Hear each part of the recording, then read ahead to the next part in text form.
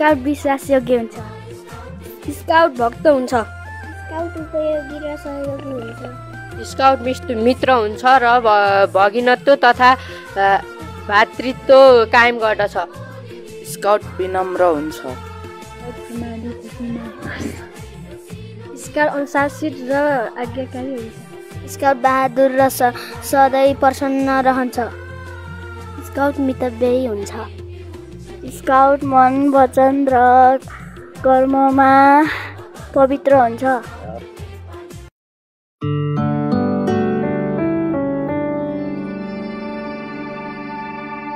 पहिलोतः नमस्कार प्राणायाम। सहज आसनमा बसौँ। ढाड गर्दन सिधा राखौँ। दुवै आँखा बन्द गरौँ। सङ्गीतको तालमा नमस्कार प्राणायाम निरन्तर।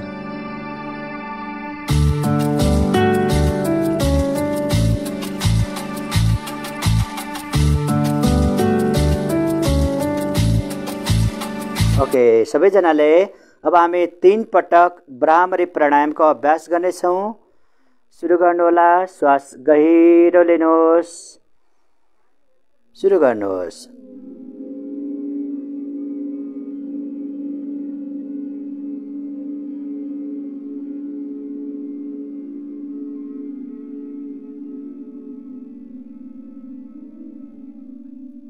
अब आफ्नो पुरा ध्यानलाई श्वास प्रश्वासमा लगाउनुहोस्।